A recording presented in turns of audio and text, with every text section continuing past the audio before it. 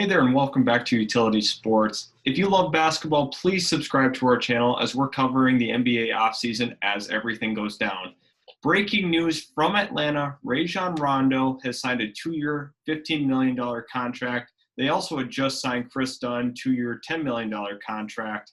They had moved Dwayne Dedmon to Detroit in exchange for Tony Snell and Kyrie Thomas. They also had signed Danilo Gallinari recently, 3 years, $61.5 million. Sheldon, break it down for us. Yeah, so there's quite a bit of moving pieces here. Obviously, they took Onyeka Okongwu in the NBA draft. Obviously, a front court player for them, going to be behind Clint Capella and some of their other front court pieces early on in his career. But long term, I like what they've got there with him. And then looking at the Danilo Gallinari signing, that's kind of where I want to start with this. 3-year, $61.5 million contract. That's actually the most amount of guaranteed money a player's ever gotten past his 30s. That's never been an all-star in his career. Gallinari, however, has been near all-star contention multiple times. He's a guy who can come in and give you 18 to 20 points a game pretty much any given night. And I really like his fit offensively next to Trae Young, a guy who's going to be able to space the floor. He's a 50, 40, 90 threat year to year. And a guy who's going to be able to take some of the pressure off Trae Young as a creator too. I think that's one of the underrated parts of Gallinari is he sees the floor well. He is able to hit players in the opposite corner. He's obviously lost some of that mobility that he had in his mid-20s when he was with the Denver Nuggets and even early on in his time with the Clippers. But Gallinari is a guy who's going to, give them some offensive versatility. He's also got a back-down post-up game, can shoot over his right and left shoulder, and I think that's something that the Atlanta Hawks really need for when Trae Young's out of the game. And looking at the Dedmon move, obviously they had acquired Dedmon from the Kings last year. After that did not work out well for him there. And the whole point of moving here is to actually open up some cap space. I actually think the Atlanta Hawks might be a sleeper team to watch for Giannis Antetokounmpo. They were the team that almost did draft him on draft night. The Milwaukee Bucks were actually just a few picks ahead of them.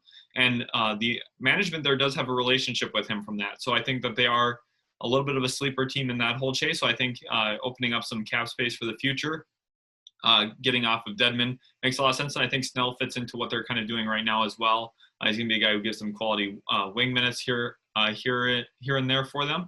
And I think that's something to watch. And you look at the Chris Dunn, Rajon Rondo signings, I think it's pretty obvious what they're targeting there. They're targeting another ball handler with Rondo and also two guys who can give you some defensive presence in the backcourt. Obviously, Trae Young is not quite that player. That's one of his biggest weaknesses, if we're being completely honest. So bringing in two guys who can take some of that offensive load off a little bit, but most importantly, pick up 94 feet, be a little scrappy, chippy defensively, and put a lot of ball pressure on is something that the Hawks need. And quite frankly, they're going to be a much improved defensive team.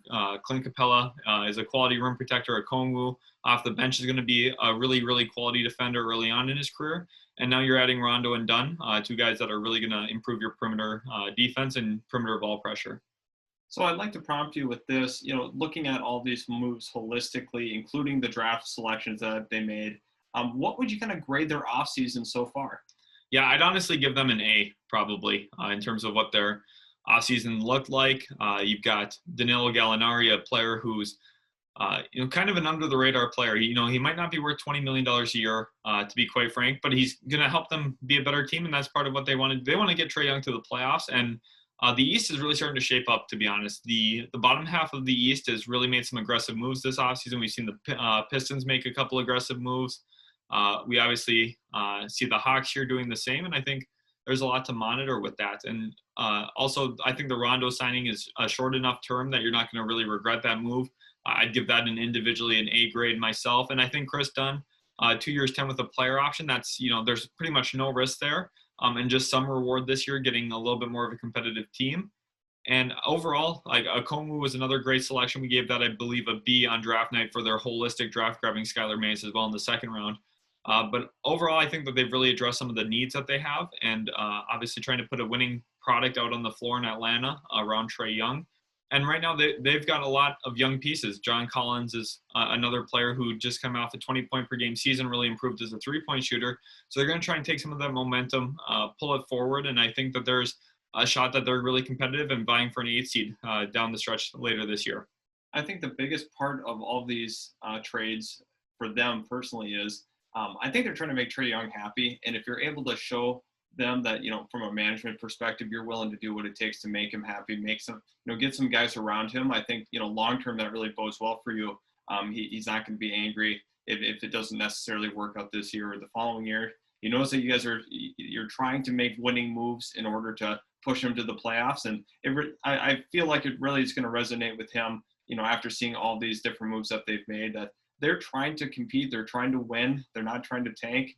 And honestly, for a player, I feel like that's really big moving forward into the extension talks. Yeah, looking at that too, I think that is kind of the most important part of this is you kind of see what the Phoenix Suns did this year, addressing point guard, grabbing Chris Paul, not only to improve their roster, but to show to Devin Booker that they want to compete and that they want to keep him there. And I think that the Hawks are getting out ahead of that whole storm by doing some of these moves now. The only question I really have is how Danilo fits in to their roster. Obviously, he spent a lot of time at the 4 recently with some of that mobility that he's lost over time. And obviously, John Collins is there, Clint Capella is there, and now they have Onyeka Okongwu. So they're going to be asking him to probably play small forward more than he has since he was in Denver. And I think that's going to be a little bit of a problem point for them defensively. Sometimes I think he's not going to really be able to stay in front of some threes in the East, especially looking at matchups like against the Boston Celtics. Jason Tatum and Jaylen Brown will be absolute nightmares for Danilo Gallinari. So I think that'll be something to kind of, keep your eye on. But overall, they got better, and I think that's kind of their ultimate goal, like you had said. So overall, I think Atlanta Hawks fans should be really happy about this and should really be, keeping their eye on the future as well, because I think a lot of good things could be coming out of Atlanta. Yeah, something else to really monitor with him being a 4 potentially or a 3 there. DeAndre Hunter, where does this leave him moving forward? Right, yeah, that's an interesting point. Obviously they had a lot of first-round selections. They got an extra selection from the Mavericks. Cam Reddish is another guy who, with the additions of Rajon Rondo and Chris Dunn, might be losing some minutes as well. He was kind of inefficient last year, struggled from time to time. And he's going to be more of a long-term project than I guess most people had originally expected. And like you said, Hunter, he's going to lose some minutes as well out of this. Obviously they bring in Gallinari at over $20 million a year with the plans to start him, I would assume. And at that point, Hunter's not carving out a starting role over Collins or Gallinari. He's obviously not going to take any minutes away from Clint Capella or Onyeka Okongwu at the 5. So maybe you run a bigger lineup running him at the 2, but then at that point you're, not quite as athletic as a lot of other teams. You're going to be a little bit slower. I see more Hunter as a 3-4 with a lean toward the 4 position. So I think the addition of Gallinari really does limit what he is, and maybe he's going to be a trade chip moving forward. A former 4th overall selection, a guy that's probably still holding quite a bit of value on the trade market as a 3-and-D wing later in his career, and a guy who's possibly going to be on his way out if the Hawks get a good enough value trade for him. And I think that's something to definitely monitor, and that's part of the reason too on why I wouldn't rule them out as a trade destination for Giannis, or a signing destination for Giannis, is because they've got a lot of young pieces. They could acquire a lot of different assets. Their roster could look completely different a year from now in a positive way, but right now they've got a lot of good building blocks moving forward in case Giannis doesn't come around. Yeah, thank you everybody for watching. Please subscribe and hit the notification bell if you want to stay up to date with the latest NBA offseason content. And once again, we do appreciate your support. Please hit the like button. And thank you so much for watching. And we look forward to seeing you in the next video.